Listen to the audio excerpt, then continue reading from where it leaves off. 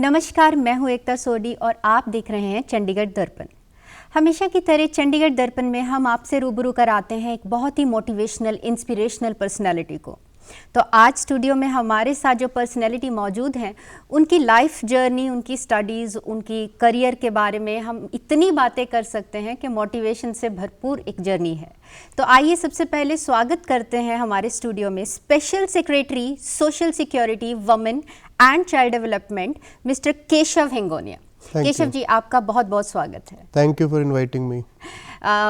आपने समय निकाला हमसे बातचीत करने का। बातचीत करने के लिए इतना कुछ है। सबसे पहले शुरू करते हैं कि आपकी पढ़ाई की जर्नी, जो कि गवर्नमेंट स्कूल से एक विलेज से शुरू हुई, कैसे आपने आगे बढ़ना 10th किया, फिर कैसे आपने कोटा जाने का डिसीजन लिया। एक बहुत इंस्पिरेशनल ये एक बात होगी। आप बताइए, क्या आपका एक्सपीरियंस था? देखिए, लंबी तो काफ़ी जर्नी तो काफ़ी लंबी रही है जी। बट शुरुआत जैसे आपने कहा एक गांव से हुई थी नॉर्मल। जी। तो उसके अंदर जो है जैसे प्राइमरी स्कूल होता है गवर्नमेंट का, उसमें पढ़ाई स्टार्ट करी थी। ओके। तो बट मैं 4th क्लास में जो है जयपुर गया था। जी। तो वहाँ पे फिर जयपुर में एडमिशन वगैरह लिया, वहाँ पे स्टडी स्टार्ट करी। Okay.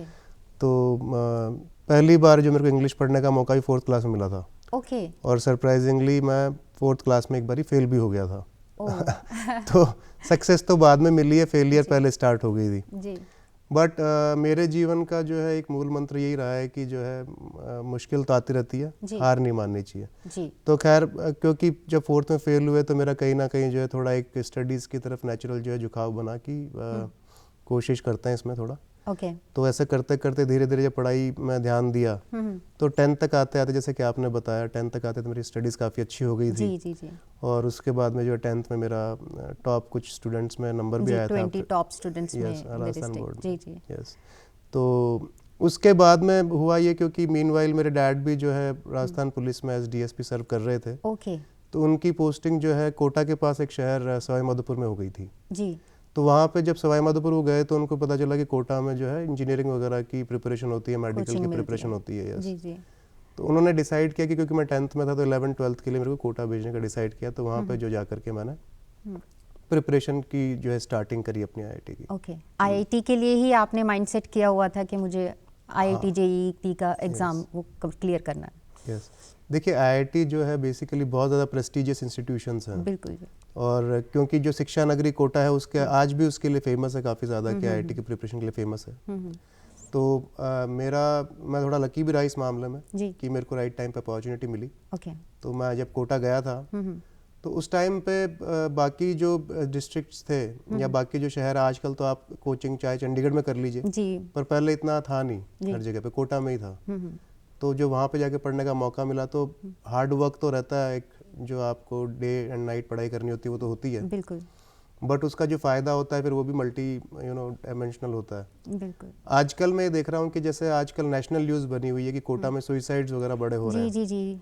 I was coming to that question कि व्हाट इज़ द रीज़न। आपको क्या लगता है? आपने तो बहुत पहले से आप कनेक्टेड हैं कोटा के साथ और कोचिंग्स के साथ। देखिए, मेरे को लग रहा है कि जो कहीं ना कहीं एक जीवन जीने का तरीका तो बदला है। जी। पहले जीवन बचपन में बड़ी मासूमियत होती थी। जब मैं 11th में कोटा गया था तो मुझे याद है कि मेरा एक ही काम होता था, तो पढ़ाई करनी है जी। यहाँ बस जो टिफ़िन वगैरह आ गया उसका, और खेल लिया, 2-3 काम करने होते थे। बाकी जब पढ़ाने की टेंशन जो टीचर्स की थी, भाई पढ़ाना इन्होंने, हमने केवल पढ़ना है। बिल्कुल। और भेजा भी पेरेंट्स ने, तो मतलब मेरी तरफ से मैंने कभी कोई जो है एक तरीके से बोझ नहीं लिया अपने ऊपर, क्योंकि डिसीजन पेरेंट्स का है भेजने का, जी। पढ़ाने का जो है वो जिम्मेदारी टीचर्स की है, हमने केवल पढ़ के जो है समझना है। हाँ जी। तो इसलिए मैंने कभी जो है अपने आप में इतना बोझ लिया नहीं था कि भाई जो है क्या होगा क्या नहीं होगा इस तरीके से। बट मैं देख रहा हूँ कि आजकल पेरेंट्स की तरफ से भी बच्चों पे बहुत ज़्यादा प्रेशर होता है कि आपने जो है ये करना ही है।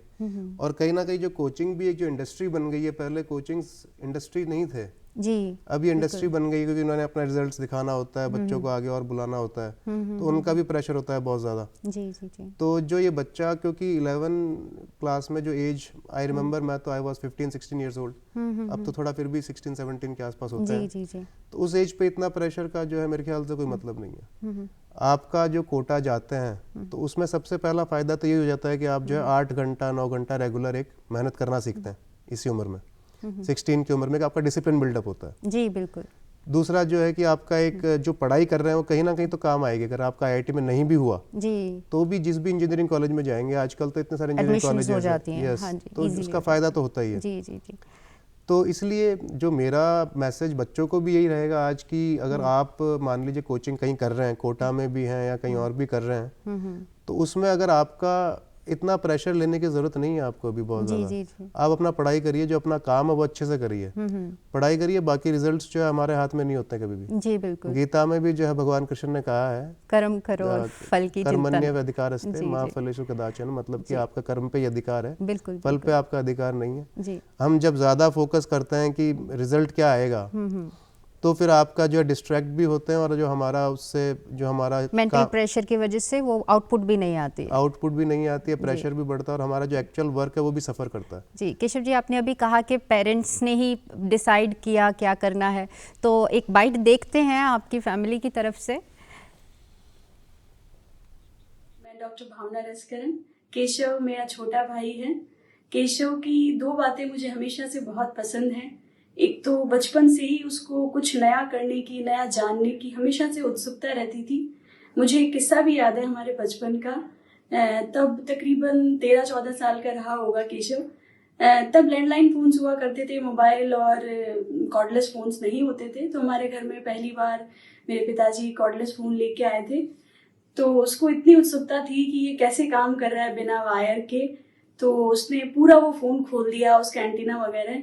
हालांकि उसकी बहुत डांट भी पड़ी थी शाम को इस बात पे, पर उसको हमेशा से ही कुछ नया जानने की, करने की, सीखने की हमेशा से उसको एक इच्छा रहती है। जितना मैं केशव को समझता हूँ, वो एक बैलेंस व्यक्तित्व का धनी है।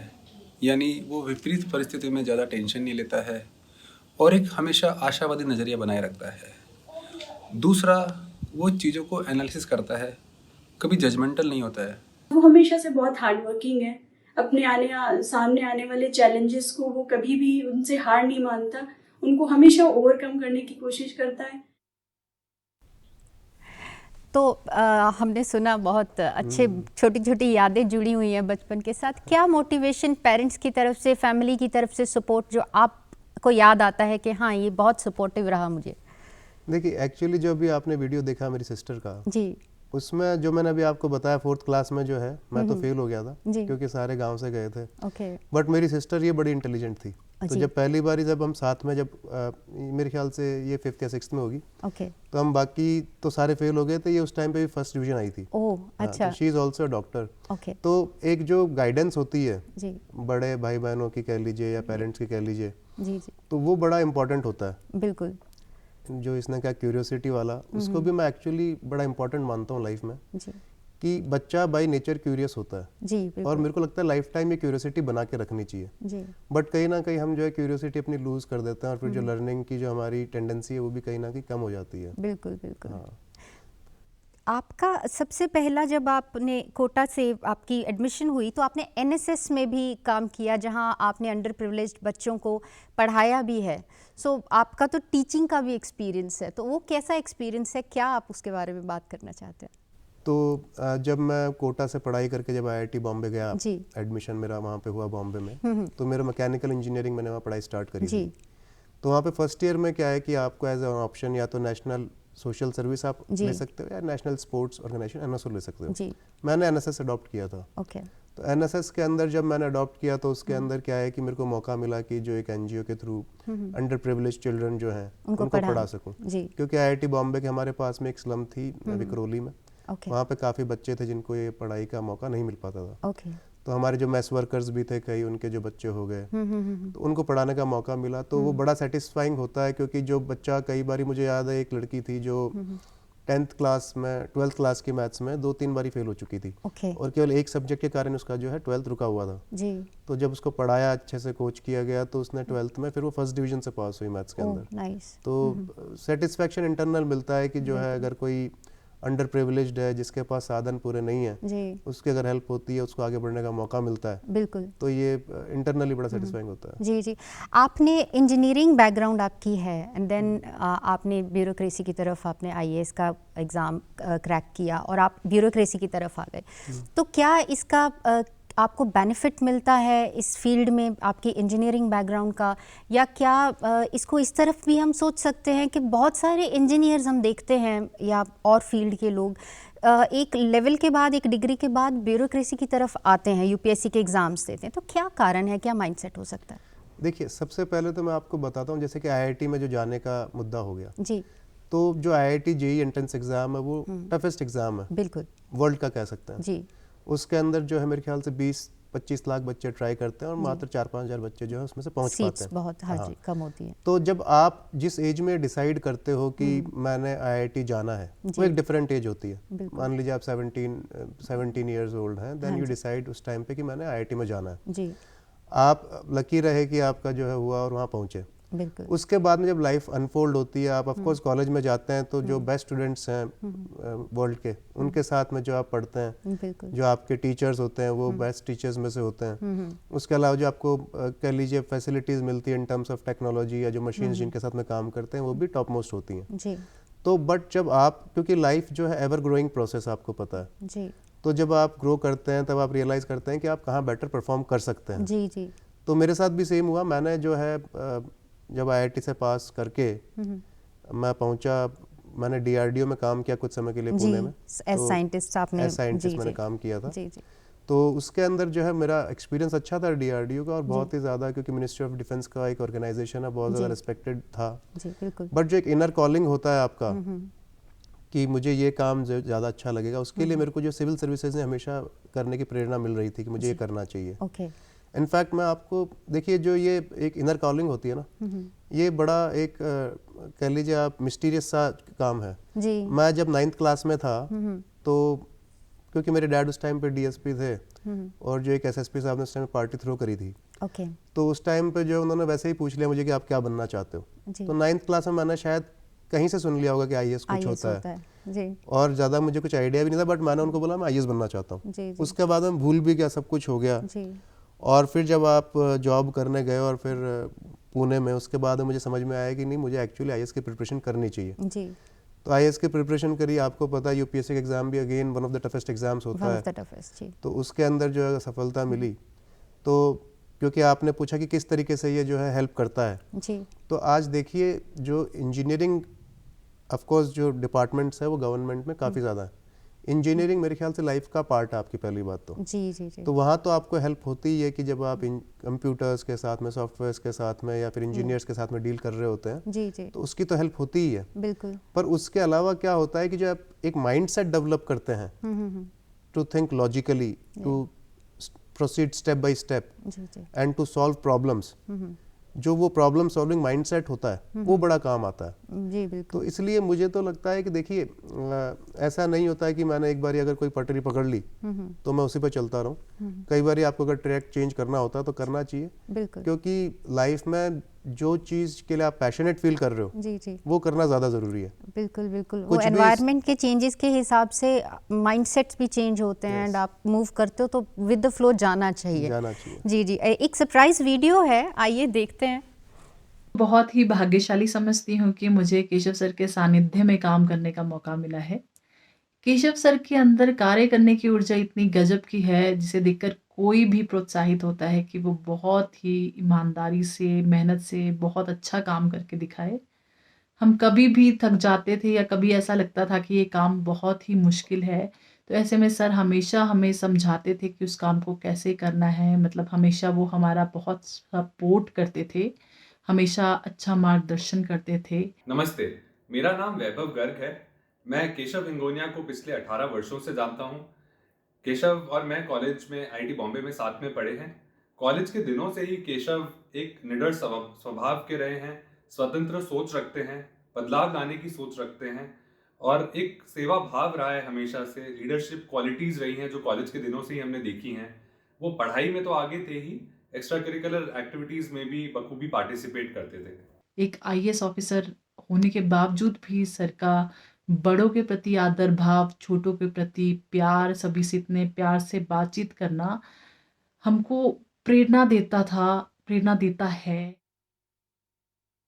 So much inspirational. आप बाकी लोगों को भी इंस्पायर कर रहे हैं और आज हमारे पास यहाँ आकर आपने वक्त निकाला है बात करने का।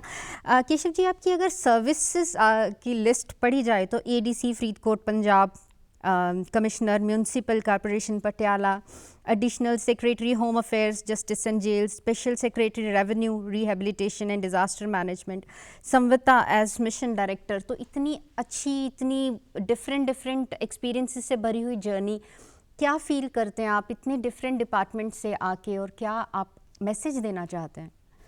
देखिए, सबसे पहले तो जो आपने वीडियो दिखाया जी साक्षी का, जी साक्षी ने मेरे साथ में स्वामित्व में काम किया था as a G. Consultant. SPMU state project management unit होती है। ओके तो मुझे लगता है कि she herself was also a wonderful worker, but जब आपको लीड करने का मौका मिलता है जी। किसी टीम को, जी। क्योंकि स्वामित्व की जैसे अगर बात कर रहे हैं जी तो ये मेरे ख्याल से जो है प्राइम मिनिस्टर मोदी का जो है एक गवर्नमेंट ऑफ इंडिया का बड़ा प्रेस्टिजियस स्कीम है जी और ये जो है लोगों के लिए बड़ा लाभकारी है। जी, घर रहने के लिए उनको Yes. ये जी हाँ, तो वो जो लोगों को प्रॉपर्टी राइट्स जो आबादी एरियाज में मिलने वाले हैं उससे रिलेटेड है। जी जी तो उसमें जब आप लोगों को लीड करते हो प्रॉपरली, टीम को लीड करते हो और उसके जो बेनिफिट्स लोगों को मिलते हैं जी तो वो बड़े अपने आप में सेटिस्फाइंग होता है एक तो। बिल्कुल जी नंबर 2 जो आपने वैभव का बताया कि क्योंकि काफ़ी पुराना मेरा दोस्त है, जैसे बताया 18 साल पहले कॉलेज में मिले थे, आज भी चल रहे हैं। तो कॉलेज लाइफ का जो है एक ये ज़रूर होता है कि जो कॉलेज लाइफ के आपके फ्रेंड्स बनते हैं, जी खासतौर पे जब आप हॉस्टल्स में 4-5 साल साथ में निकालते हैं, जी तो मेरे ख्याल से लाइफ टाइम वो फ्रेंड्स बनते हैं। बिल्कुल और जैसे उसने बताया मेरे ख्याल से शुरू से ही मैंने जो है उनको लीड किया है कि अच्छे से हर एक्स्ट्रा करिकुलर एक्टिविटी में, जी जी हॉस्टल में, क्योंकि वहाँ पे काफ़ी इवेंट्स होते थे, जी तो बिल्कुल उसमें जो है पार्टिसिपेट करें।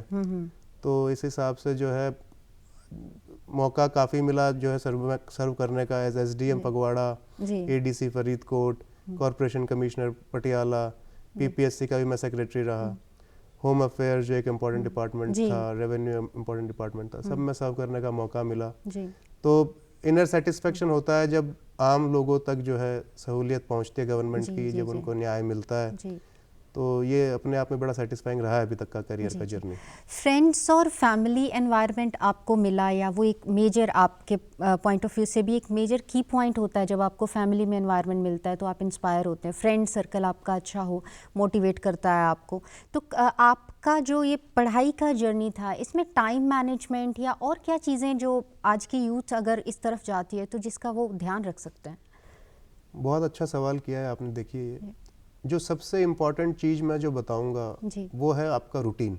ओके अगर आपका एक अच्छा रूटीन है लाइफ में जी तो वो आपको लाइफ में बड़ा हेल्प करता है। जी आप देखिए, जो आदमी अच्छा चल रहा है जी। कि अगर सुबह उठ के उसने एक टाइम बनाया है कि इतने बजे मैंने एक्सरसाइज करनी है, जी जी जी इतने बजे मैंने स्टडी का टाइम रखा हुआ है, इतने बजे जो है मैंने थोड़ा मेडिटेशन करना है, जी जी या अगर कोई आपका इंटरेस्ट है म्यूज़िक में, स्पोर्ट्स में, जी जी तो वो जो है टाइम से अपना उसका एक बार रूटीन बन जाता है तो टाइमली वो सारे काम करता है और पॉजिटिव एक लाइफ जीता है, हेल्दी लाइफ जीता है। जी बिल्कुल सिमिलरली अगर कोई गलत आदत भी पड़ जाती है तो वो भी फिर टाइमली आपके साथ चलती है कि इतने बजे इस बंदे ने ये काम करना ही है, जी जी कि शाम को मान लीजिए 2 पैक लगाने हैं, जी। 7 बजे तो लगाने ही है। लगाने हैं तो सबसे ज़्यादा इंपॉर्टेंट मेरे ख्याल से उसमें क्या है कि आपका रूटीन जो है, एक बारी पॉजिटिव रूटीन सेट करना। जी तो आप सबसे पहले आइडेंटिफाई करिए कि आप किन चीज़ों को जो है महत्व देते जी। हैं। अगर अपनी हेल्थ को महत्व देते हैं तो उसके लिए आप दिन में आधा 1 घंटा हेल्थ के लिए निकाल के रखिए और एक रूटीन के पार्ट बनाइए उसको, बिल्कुल कि मैंने इतने से इतने बजे हेल्थ के लिए देना ही है। अगर आपके लिए स्टडीज़ इंपॉर्टेंट है तो एक फिक्स्ड स्लॉट टाइम का जो है वो बना के रखिए कि इतने से इतने बजे मेरे स्टडीज़ का टाइम है। जी अगर आप मान लीजिए अपनी मेंटल हेल्थ को, इमोशनल वेलबींग को जो है आप अगर इम्पोर्टेंस देते हैं, वैल्यू करते जी, हैं, जी। तो उसके लिए आप मेडिटेशन वगैरह या जो भी आपको सुकून देता है, मान लीजिए म्यूजिक कई लोगों के लिए मेडिटेशन का काम करता है, जी तो उसके लिए एक प्रॉपर टाइम स्लॉट रखिए अपना। तो क्योंकि पॉजिटिव हैबिट्स एक बार बिल्ड हो जाती हैं तो फिर वो ऑटोमेटिक अपने आप चलती हैं। जी similarly with the bad habits, एक बार अगर आपने गलती से बैड हैबिट बिल्ड कर ली फिर वो ऑटोमेटिक चलती हैं आपके साथ में। जी जी तो बैड हैबिट्स अगर गलती से किसी ने पकड़ी हुई है, कोई मान लीजिए स्मोकिंग वगैरह या कोई ड्रिंकिंग वगैरह, कुछ भी बैड हैबिट आप कह लीजिए, अनहेल्दी ईटिंग, तो उसको ब्रेक करने का जो है उसमें एक बार आपका विल पावर लगता है। जी बट अगर आपका ब्रेक हो जाता है वो, तो आप जो टाइम मिलता है आपको, जो खाली टाइम मिलता है, क्योंकि अगर आप कोई गलत काम कर रहे हैं, गलत मतलब कि जो आपके लिए अनहेल्दी कह लीजिए, जी जो आपके लिए फ्रूटफुल नहीं होने वाला है, जी अगर आप वो काम कर रहे हैं तो आपने शुरुआत में उसको ब्रेक करने के लिए आपका विल पावर लगेगा। बट जब आपने उसको ब्रेक कर लिया है तो जो टाइम मिलता है आपको उसके अंदर कुछ ना कुछ पॉजिटिव हैबिट बिल्ड क्रिएटिव कर करिए। सकते हैं आप पॉजिटिव हैबिट बिल्ड करने के लिए अगेन आपका शुरू में थोड़ा विल पावर लगेगा, बट आप एक बार 30 40 50 डेज के लिए जब उसको करते हैं तो फिर वो ऑटोमेटिक मोड में आ जाता है। जी जी जी। तो मैंने हमेशा से यही देखा है कि आइडेंटिफाई करना नंबर 1 कि आप किस फील्ड में ग्रो करना चाहते हैं। जी नंबर 2 आपके अंदर क्या ऐसा है जो अभी चेंज किया जा सकता है या इम्प्रूव किया जा सकता है या नेगेटिव है, जी तो उसको हटा करके जो है कुछ ना कुछ पॉजिटिव अपने रूटीन में डालना, क्योंकि हर किसी के पास में 24 आवर्स होते हैं लिमिटेड। बिल्कुल। उसके अंदर बेसिक्स जो आपका सोना वगैरह बेसिक टेक केयर उसमें आपका काफ़ी टाइम चला जाता है। जी अगर जॉब वगैरह में है या यूनिवर्सिटी वगैरह में जा रहे हैं, स्कूल में, तो उसमें भी काफ़ी टाइम जाता है। जी उसके बाद जो आपके पास लिमिटेड 5 6 7 8 आवर्स बचते हैं, उसके अंदर पॉजिटिव रूटीन रखना बड़ा ज़रूरी है, क्योंकि वो पॉजिटिव रूटीन ही फिर आपको जो है एक पॉजिटिव स्पाइरल में, एक वर्चुअस साइकिल में रखता है। जी जी जी जी। आप अभी PCPNDT एक्ट पे काम कर रहे हैं, which is pre conception and pre natal diagnostic technique act, और एक रिमूवल ऑफ बैगरी, ये जो उस पे आप काम कर रहे हैं, तो क्या काम हो रहा है उस पे और आप उस पे देखिए, क्या विजन है आपका? मैंने जो है रिसेंटली कुछ दिन पहले जो है special secretary women child development social security join किया है। जी तो जब आप, क्योंकि एज एन IAS ऑफिसर आप काफ़ी डिफरेंट प्रोफाइल्स में काम करते हैं, और मेरे ख्याल से मानव जीवन का ऐसा कोई भी जो है पहलू नहीं होगा जो सरकार से अछूता रहे। जी तो जैसे मान लीजिए पंजाब सरकार में 50 डिपार्टमेंट है, जी out of those 50 departments right now I am in social security women child development. Okay तो जब आप किसी भी नए डिपार्टमेंट में जाते हैं तो सबसे पहले ये देखते हैं कि इनके क्या मुद्दे हैं जिन पे आपको सेंसिटिवली काम करना चाहिए। जी तो विमेन चाइल्ड डेवलपमेंट में अगर आप देखा जाए तो विमेन ऑपरेशन का जो है मुद्दा हमेशा से ही बना रहा है। जी तो जो गर्ल चाइल्ड है उसका जो है अबॉर्शन का एक बड़ा मुद्दा है, जी क्योंकि सेक्स रेशियो एट बर्थ जो है पंजाब में काफ़ी कम है, जी 920 है। ओके तो मतलब इसका कहीं ना कहीं जो है आप गर्ल चाइल्ड को जो है फीटस को अबॉर्ट किया जा रहा है। जी नंबर 2 क्या होता है उसके बाद में कि जब अबॉर्शन हो जाता है, फिर अगर जो गर्ल चाइल्ड्स आ भी रहे हैं तो कहीं ना कहीं उनको जो है एजुकेशन और हेल्थ में जो है सेकंड हैंड ट्रीटमेंट मिलता है। जी इसके बाद में जब थर्ड उनकी जो फाइनेंशियल जो अर्निंग आती है, फिर वो वहाँ पे कहीं ना कहीं लैग करते हैं। बिल्कुल। तो ये जो एक विशियस साइकिल में फंसे हुए हैं, इसमें से कैसे निकाला जा सकता है, इसी की तरफ जो है सोचने का हमारा काम रहता है। ये एक्ट उसके अकॉर्डिंग काम करता तो है। जैसे जी। PCPNDT एक्ट जो है वो कहता है कि जी आपने जो है अभी ये अबॉर्शंस वगैरह नहीं कर सकते, और जो सोनोग्राफी मशीन्स वगैरह होती हैं सारी, उनके एक ऊपर एक गवर्नमेंट टैब रखता है। जी। हम भी उसके अंदर काम कर रहे हैं कि जो जितने भी सोनोग्राफीज होती हैं वो ऑनलाइन उनके जो है रिकॉर्ड आए, और हेल्थ डिपार्टमेंट जो है हर रिकॉर्ड को देखे कि ये सोनोग्राफी जो हुई उसका फाइनल आउटकम क्या हुआ, जी कि मेल चाइल्ड हुआ कि फीमेल चाइल्ड हुआ कि अबॉर्शन हुआ।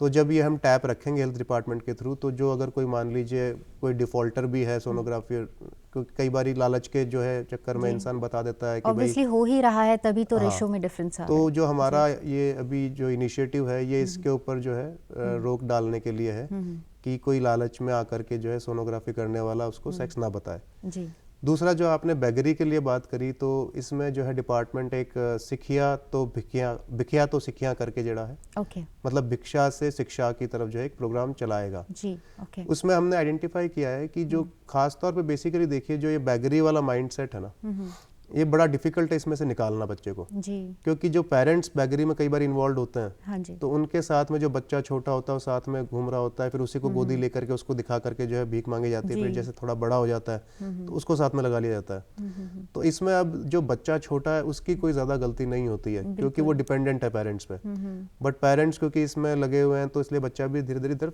जाने लग जाता है।